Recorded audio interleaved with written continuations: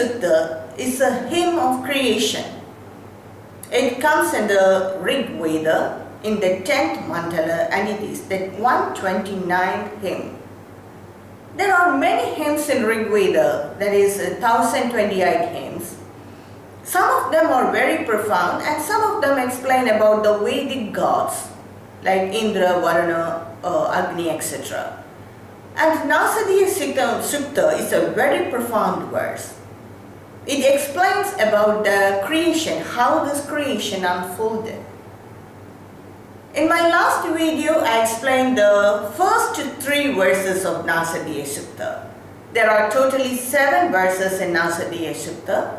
And in my last video, I explained about the first 3 verses. Now I will give the meaning of the first 3 verses in a nutshell. The Nasadiya Sukta says, whether there was no existence or existence, who knows? There must have been existence. Only then something can come out of it. But definitely there were no fine particles, no matter, or not even the 5 basic elements. It was complete darkness, darkness enveloped in darkness. There was nothing there. There was only that primordial soup of energy maybe, that cosmic plaza which we say in science. It was complete darkness. So from that, this creation emerged. Now in this video, I will explain about the rest of the 4 verses of Nasadiya Sukta. The rest of the 4 verses explains about how it all came up, though very briefly. I will explain about the rest of the 4 verses. The 4th verse of Nasadiya Sukta goes like this. Kamas tadakre samavartadadhi manasoreta pradhamam yadasit Sado bandhu masadi niravindan hridi pradisha kavayo manisha, which means kamas tadakre samavartadadhi. In the beginning, from that darkness, first a desire rose. Desire in the sense, it is not the desire for any object or any particular thing to happen. It's just a vibration of attraction. Like what we have individual karma, the universe also has a collective karma. And that was there in the beginning, that last cycle. And during that pralaya period, it was there in a potent latent form, without manifestation. So when this universe began to emerge slowly, that initial vibration of attraction from the previous latent cycle of karmic cycle of the universe, that emerged out. Manasoreta prathamam yadasi, and this became the seed for the individual minds. This became the seed for the individual minds that is yet to emerge out. So it's nothing but an initial vibration of attraction. Sato bandhu masadi niravindan hridi, to discover the link between the unmanifest and the manifest.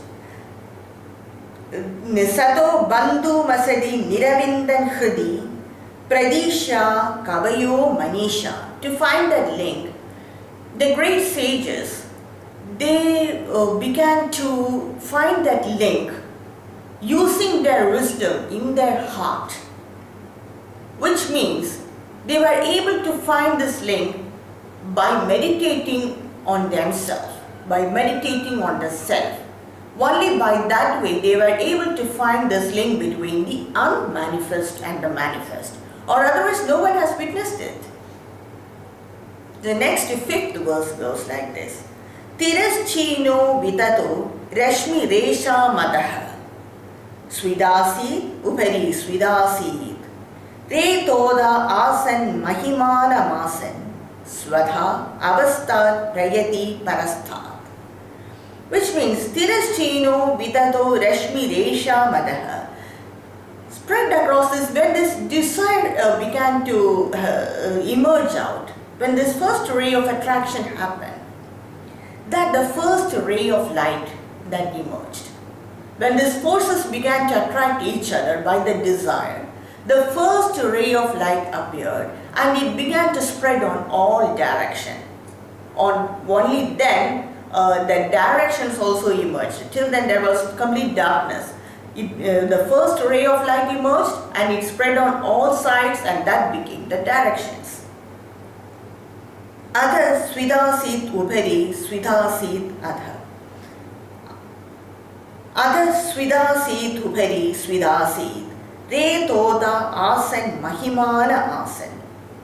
Svadha avastad prayati parastad. What was there below? What was there above? Nothing was there till then. Nothing was there. Nothing above or nothing below. Those living, there were living beings. When this attraction happened, the living beings slowly began to emerge. And those living beings and material elements that were food and that had strength, that began to settle down. And those beings which depended on this food, they settled on the top layer. So like that, slowly the creation began to emerge, and slowly the living beings emerged, material objects, everything slowly began to emerge after that. Now the sixth verse is, Ko adha veda ka iha pravochat kuda ajada kuda iyam visrishtihi arvak deva asya visarjanena atha ko veda yat abhavuva. Ko adha veda, who really knows about it? There were no real living beings then or no human beings then. Ka iha pravochat, who can explain it? Kuda ajada, how this creation came to be. Kuda iyam visrishtihi, from where was this world created? Arvak deva asya visarjanena, even the Vedic gods like Indra, Varuna, Surya, they were not there. They have not witnessed this creation because they were not there. They all came after millions and millions after this creation began. So they have not witnessed this. They do not know about it. Adha ko veda yat abhavuva. Then who knows from where it came? How this came into existence? Who knows about all this? So that's the sixth verse. Now the last verse, the seventh verse is, Iyam visrishti yadha abhavuva yadiva tade yadiva na yo asyat yaksha parame vyo manaso anga veda yadiva na veda. So this last verse, it's just an explanatory mark, just like that. How it all came, who knows about it? Iyam visrishti yadha abhavuva.